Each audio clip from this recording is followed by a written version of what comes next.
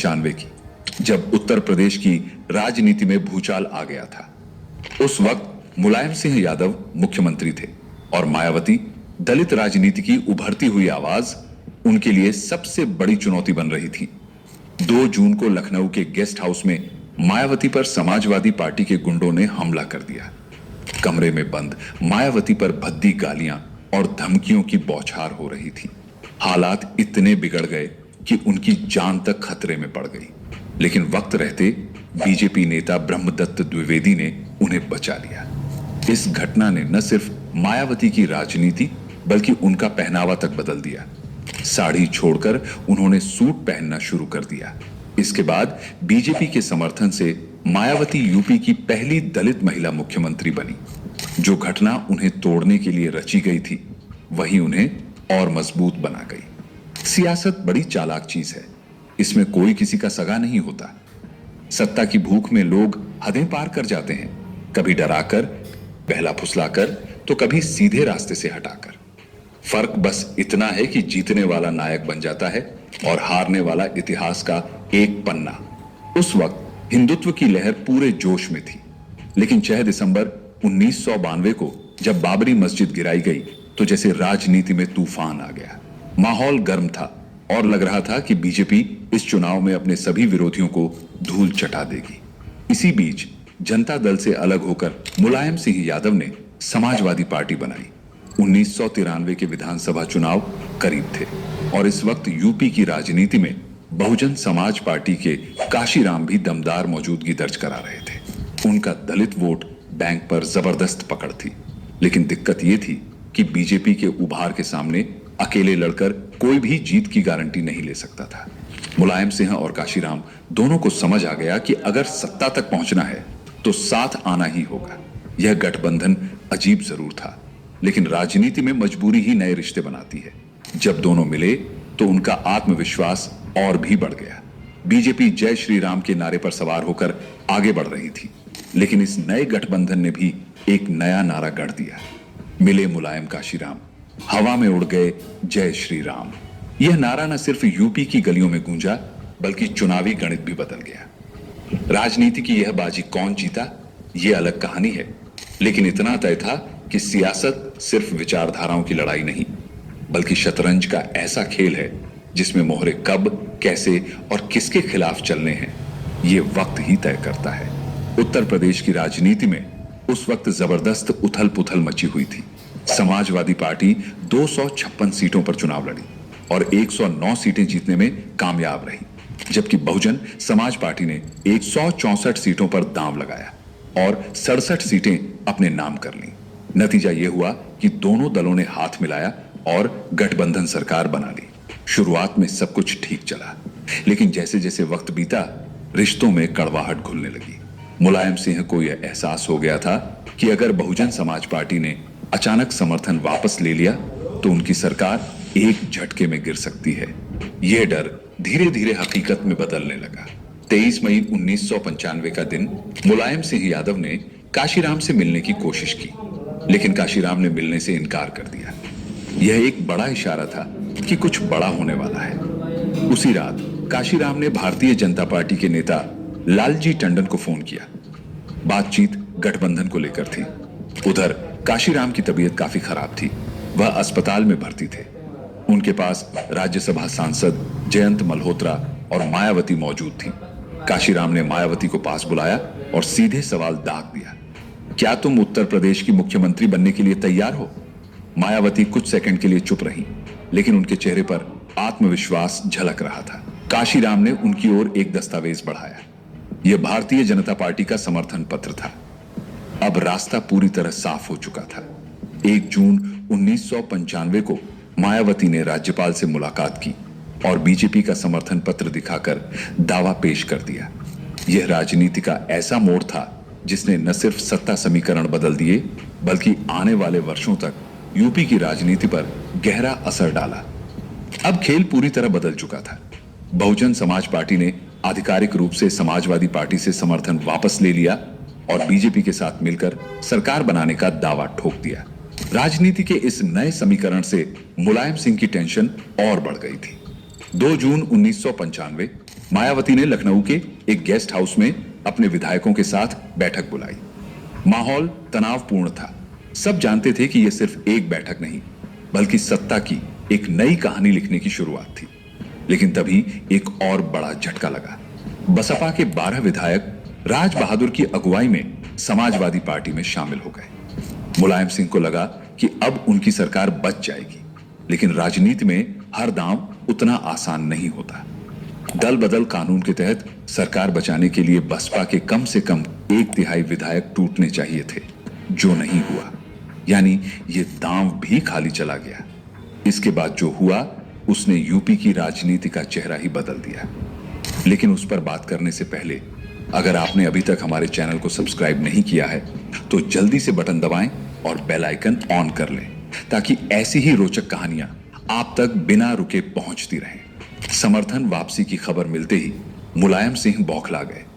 सत्ता हाथ से फिसलती दिखी तो उन्होंने अपने समर्थकों को खुला आदेश दे दिया, गेस्ट हाउस में जो भी हो मायावती के विधायकों को तोड़ना है, चाहे डराकर, धमकाकर या मनाकर। इसके बाद समाजवादी पार्टी के समर्थकों और बाहुबलियों की भीड़ गेस्ट हाउस की तरफ कूच कर गई। माहौल उग्र हो चुका था। उधर मायावती अपने विधायकों के साथ कॉन्फ्रेंस रूम में मीटिंग कर रही थी। माहौल गंभीर था, लेकिन कोई नहीं जानता था कि अगले ही पल क्या होने वाला है। अचानक गेस्ट हाउस का गेट जोर जोर से पीटने की आवाजें आने लगी। बाहर से गालियों और जाति सूचक शब्दों की बौछार होने लगी। दरवाजा खोलो वरना तोड़ देंगे। गेस्ट हाउस का दरवाजा अंदर से बंद था, लेकिन बाहर मौजूद भीड़ पूरी ताकत से उसे तोड़ने में लगी थी। मायावती और उनके विधायकों के लिए यह एक डरावना मंजर था। सत्ता की लड़ाई अब शारीरिक हिंसा और गंदी राजनीति की हदें पार कर रही थी। शाम के 4 बजे से 6 बजे तक गेस्ट हाउस युद्ध का मैदान बन चुका था। समाजवादी पार्टी और बहुजन समाज पार्टी के समर्थक आमने सामने थे। गालियां, धक्का मुक्की, लात घूंसे, सब कुछ हो रहा था। चारों तरफ अफरा तफरी मची थी। कई लोग घायल हो चुके थे, लेकिन इस हिंसा को रोकने वाला कोई नहीं था। बसपा विधायकों ने आरोप लगाया कि उन्हें जबरदस्ती डराया धमकाया गया। कुछ को जबरन खींचकर ले जाने की कोशिश भी हुई। माहौल इतना खतरनाक था कि कई विधायक खुद को बचाने के लिए इधर उधर छिपने लगे। कुछ को तो जबरदस्ती गेस्ट हाउस के कॉन्फ्रेंस रूम से बाहर घसीटा गया। इस पूरे बवाल के दौरान मुलायम सिंह यादव ने पुलिस को चुप रहने का इशारा कर दिया था। पुलिस वहीं खड़ी तमाशा देखती रही। हालात इतने बिगड़ चुके थे कि मौके पर मौजूद वरिष्ठ पुलिस अधीक्षक तक को कोई फर्क नहीं पड़ा। लोग चीख चिल्ला रहे थे और वो बस एक कोने में खड़े सिगरेट का कश लेते रहे। सत्ता की इस लड़ाई ने यूपी की राजनीति को हिलाकर रख दिया था, लेकिन असली खेल तो अभी बाकी था। मायावती उस कमरे में कैद थी जहां बाहर उन्मादी भीड़ उनकी सरकार गिराने पर तुली थी। लेकिन जैसे जैसे शाम ढलने लगी, हालात बदलने लगे। आखिरकार जिला अधिकारी राजीव खेर पुलिस टीम के साथ पहुंचे और भीड़ को वहां से हटाना शुरू किया। इसी दौरान राज्यपाल ने अतिरिक्त पुलिस बल भेज दिया। जब समाजवादी पार्टी के समर्थकों पर लाठीचार्ज हुआ तो वे भागने लगे। जब माहौल थोड़ा शांत हुआ और सुरक्षा पुख्ता हो गई, तब जाकर मायावती कमरे से बाहर आई। लेकिन सत्ता का खेल अभी खत्म नहीं हुआ था। रात 11 बजे मुलायम सिंह ने गुस्से में तत्कालीन कलेक्टर राजीव खेर का ट्रांसफर कर दिया। इस पूरी घटना के दौरान समाजवादी पार्टी के समर्थकों ने गेस्ट हाउस की बिजली और पानी तक काट दिया। यह खबर जब काशीराम तक पहुंची तो उन्होंने बस एक ही बात कही, यह मायावती के लिए परीक्षा की घड़ी है। लेकिन मायावती इस परीक्षा में पास हुई। अगले ही दिन 3 जून 1995 उन्होंने बहुजन समाज पार्टी के नेतृत्व में सरकार बना ली। इस बार उन्हें भारतीय जनता पार्टी, जनता दल और कम्युनिस्ट पार्टी का भी समर्थन मिला। कुल 282 विधायकों की ताकत के साथ यूपी की राजनीति में एक नया अध्याय लिखा जा चुका था। मायावती मुख्यमंत्री बन चुकी थी। मुलायम सिंह सत्ता से बाहर हो गए थे, लेकिन गेस्ट हाउस कांड की यादें मायावती के दिल में जख्म बनकर रह गईं। वह जब भी मंच पर खड़ी होती इस घटना का जिक्र जरूर करती।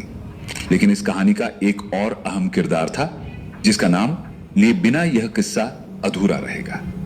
ब्रह्मदत्त द्विवेदी।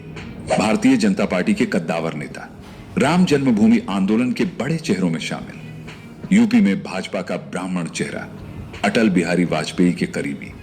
मायावती उन्हें अपना भाई मानती थी, लेकिन इस कहानी का सबसे दर्दनाक मोड़ अभी बाकी था।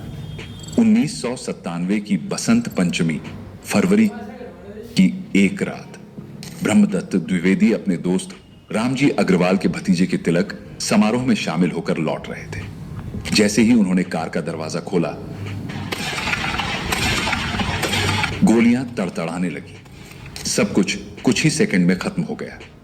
यूपी की राजनीति का एक बड़ा चेहरा सड़क पर गिर चुका था। जब मायावती को इस खबर का पता चला तो वो फूट फूट कर रो पड़ी। राजनीति में विश्वासघात आम बात थी, लेकिन यह वार ऐसा था जिसे वह जिंदगी भर नहीं भूल सकी। देखने वालों का कहना था कि गैंगस्टर संजीव जीवा और विजय सिंह ने गोलियां बरसाईं। इस गोलीबारी में ब्रह्मदत्त द्विवेदी के साथ उनके सिक्योरिटी गार्ड ब्रिज किशोर तिवारी की भी मौत हो गई। लेकिन कहानी यहीं खत्म नहीं होती।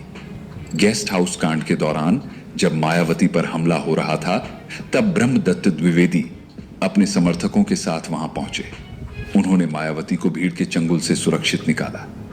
जो लोग उन पर हमला कर रहे थे, उन्हें मुंह तोड़ जवाब दिया।